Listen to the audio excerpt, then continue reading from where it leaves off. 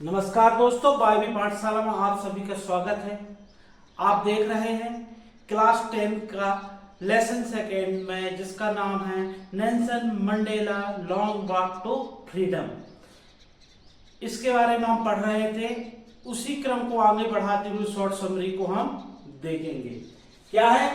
The policy of operate and deep and losing bold in my country and my pupil। कि जो policy कैसी थी? Upright की policy थी, भेदभावपूर्ण पॉलिसी थी।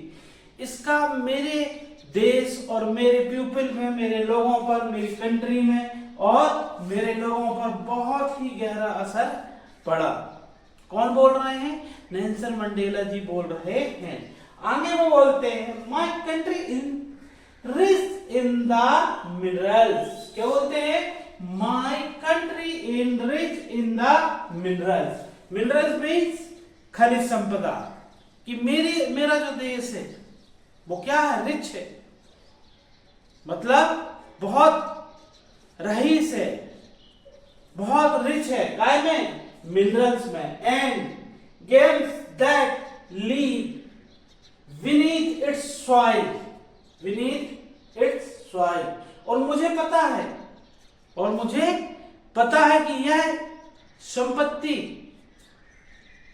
जो मिनरल्स वगैरह हैं, वो कहां है? मिट्टी के नीचे, मिट्टी के नीचे हैं। ये कौन कह रहे हैं? नेल्सन मंडेला जी कह रहे हैं। नेल्सन मंडेला जी कह रहे हैं। ये कहां कह रहे हैं? जो उनकी शॉन हो रही है वहां पर यह सब बातें अपनी जनता को संबोधित करते हुए बोल रहे हैं कि विनीथ द सॉइल, मतलब नीचे, मट्टी के नीचे क्या है? मिनरल्स वगैरह है। यह उनको पता है। किसको पता है? नेल्सन मंडेला जी को पता है। What I have always now, what परंतु I have always now, that is the greatest wealth, it is pupil. आगे बोलते हैं परंतु, क्या बोलते हैं? परंतु आई हैव नाउ, मैं जानता हूं, मैं जानता हूं। क्या जानते हैं वो? ऑलवेज नाउ, नाउ आने जानना। दैट इज ग्रेटेस्ट वेल्थ, लेकिन मेरी कंट्री की जो महान वेल्थ है, पूंजी है, वो क्या है? वहां के रहने वाले लोग हैं, प्यूपिल्स हैं। Find and true then the purest diamond. मेरी कंट्री के लोग क्या बोल रहे हैं? कि मेरी कंट्री के लोग उन शुद्ध हीरों से भी ज्यादा अच्छे हैं। ठीक है? एक राष्ट्र की मेन धरोहर क्या होते हैं? वहां के रहने वाले प्यूपिल्स होते हैं। यदि वहां के प्यूपिल अच्छे हैं, इससे बड़ा धन कुछ नहीं होता है। ठीक है? कई कंट्री आपने देखा होगा ऐसी भी हैं कि जहां कुछ नहीं होता, लेकिन वहां के पीपल, वहां के लोगों ने उस कंट्री को बहुत ही संपन्न, खुशहाल कंट्री के रूप में विकसित कर लिए। ओके, चलिए आगे देखते हैं। For the comes more naturally to the human heart, for love come more naturally to the human heart. क्या होता है? मनुष्य की एक प्रवृत्ति होती है, हमें नफरत करना सिखाया जा सकता है, लेकिन जो लव नेचर होता है, यह तो हमारे अंदर नेचुरली होता है। हम बाहर से कितने भी कठोर बनने की कोशिश करें, लेकिन हमारे जो अंतर्मन में एक ममता, प्यार का भाव, लव का भाव हमेशा रहता है। वही बताए हैं हमारे नेल्सन मंडेला जी ने वही बोल रहे हैं कि for love come more naturally to the human heart. कि नफरत, यहां जो बोले हैं कि प्यार का भाव मनुष्य के अंदर रहता है, नेचुरली है। एक oppose watched even the grimmest time of in prison. जब वो प्रिजन में थे, कहाँ थे? जेल के अंदर थे। बहुत कठिन समय था वो, बहुत कठिन समय था। उस टाइम में उन्होंने यह महसूस किया कि मनुष्य के अंदर एक लव का भाव, ह्यूमन हार्ट के अंदर एक प्रेम का भाव होता है, यह महसूस किया था उन्होंने। जब कब किया था यह भाव महसूस? किसका? लव कमिंग, मतलब लव का भाव कब महसूस किया था? उन्होंने किया था when my comrade and I was punished to our limit. क्या बोल रहे हैं?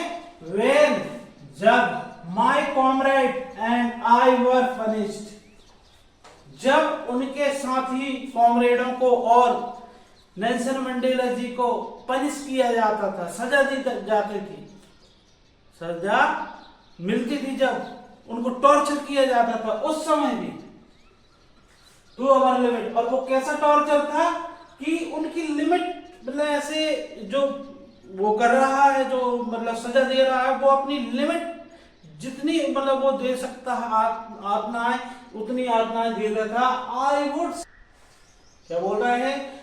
I would see a glamour of humanity is once of the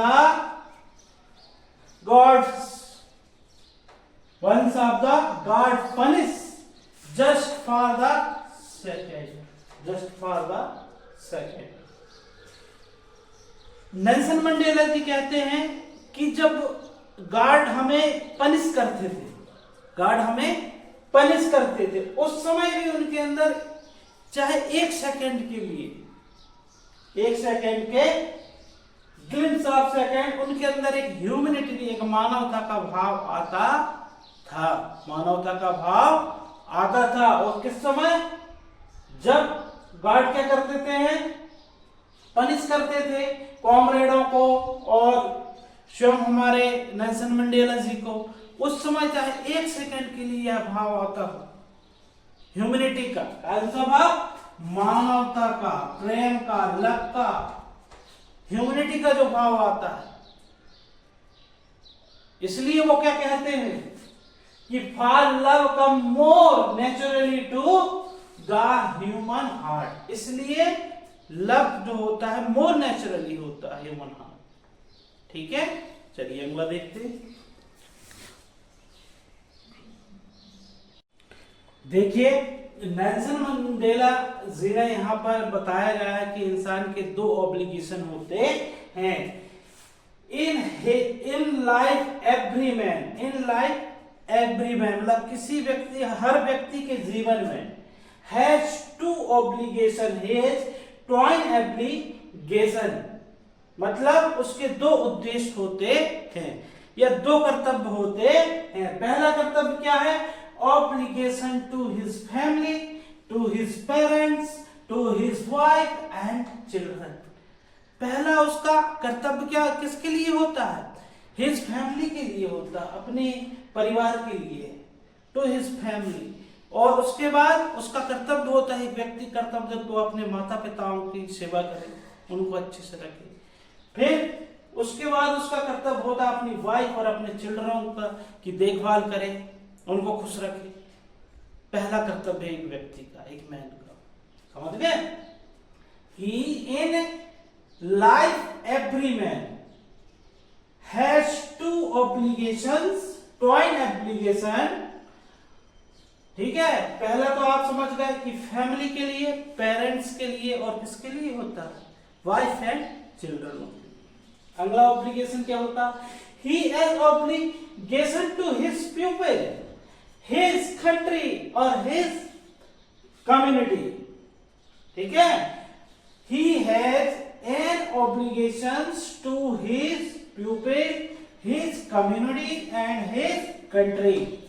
कि दूसरा जो ऑब्लिगेशन होता है, दूसरा जो कर्तव्य होता है एक व्यक्ति का, अपने कंट्री के लिए, अपने लोगों के लिए, अपनी कम्युनिटी के लिए दो ऑब्लिगेशंस होते हैं, मतलब दो कर्तव्य होते हैं। ऐसा समझ लो आप कि एक कर्तव्य फैमिली के लिए, फैमिली में पेरेंट्स आ जाएंगे, फिर वाइफ एंड चिल्ड्रन आ जाएंगे, फिर कंट्री के लिए, अपने पीपल के लिए, कम्युनिटी और अपने देश के लिए ऑब्लिगेंट होते हैं। ठीक है, चलिए आगे देखते हैं। चलिए आगे देखते हैं नेल्सन मंडेला जी और क्या कहते हैं। ये सब बातें वो कहाँ कह रहे हैं, अपने भाषण में कह रहे हैं, जो स्पीच दी है उन्होंने, वहां पर ये सब चीजें बोल रहे हैं। I know that the operation must be liberated, just yes surely yes the operated. I know, मैं जानता हूं, that the operator must be liberate, must be liberate just as surely the oppressed। हमारे नेल्सन मंडेला जी कहना चाहते हैं यहां पर कि अत्याचार सहने वाले से पहले अत्याचार करने वाले को भी लिबरेट करना चाहिए, क्योंकि अत्याचार करने वाला हो चाहे अत्याचार सहने वाला, दोनों को हमें आजाद करना है, दोनों को आजाद करना है। यह हमारे नेल्सन मंडेला जी कहते हैं। क्या कहते हैं कि भाई अत्याचार ना करो ना सहो। जो अत्याचार सहते हैं उन्हीं की तरह अत्याचार करने वालों को भी हमें क्या करना चाहिए, लिबरेट करना है, आजाद करना, कि वो अत्याचार ना कर सकें, और अत्याचार सहने वाले को तो लिबरेट करना ही करना है। ठीक है, अगला देखते हैं क्या कहते। A man who takes away another man's freedom is a prison of hatred, prisoner of hatred। A man who takes away another man's of freedom is a prisoner of hatred। He is looked behind the bars of prejudice and narrow-minded, bars of prejudice and narrow-minded। Freedom is a man who takes away another man's, freedom is a prejudice of hatred। He is looked behind the words of prejudice and narrow-minded, narrow-minded। ठीक है, तो a man who take away the another man's freedom, जो व्यक्ति ने किसी की freedom छीनी है, another man की फ्रीडम से, is the prison of hatred। But किसका गुलाम है, घृणा का गुलाम है, काय का गुलाम है, हेट्रेड का गुलाम है, काय का है, प्रिजनर ऑफ हेट्रेड है। क्या है, प्रिजनर ऑफ हेट्रेड है, घृणा का गुलाम है। He is the looked behind the words of prejudice and narrow-minded, prejudice and narrow-minded। वह पूर्व ग्रहों से ग्रसित है, मानसिक संकीर्णता है उसके अंदर। जो व्यक्ति दूसरों को क्या करता है कि फ्रीडम को यदि रोकता है तो वो दूसरों पूर्व ग्रह से ग्रसित होता है, वो नैरो माइंडेड होता है। यह किसने कहा, नेल्सन मंडेला जी ने कहा है। The oppressed and the oppressor alike are robbed of their humanity. यहां देखें, एक और कॉन्सेप्ट बताता हूं, the oppressed and the oppressor, ये दो नाउन है जो काय से जुड़ी हैं, एंड से जुड़ी है। काय से जुड़ी हैं, एंड से जुड़ी हैं, इसलिए जो वर्ब लग रही है वो क्या लग रही है, आर लग रही है। तो एक कॉन्सेप्ट है कि जब दो नाउन जिनके सामने क्या हो, द हो, दोनों नाउनों के सामने द हो और बी मतलब वो काय से कनेक्ट होती है, एंड से कनेक्ट होती है, तो हमेशा वर्ब प्लूरल आती है। ठीक है,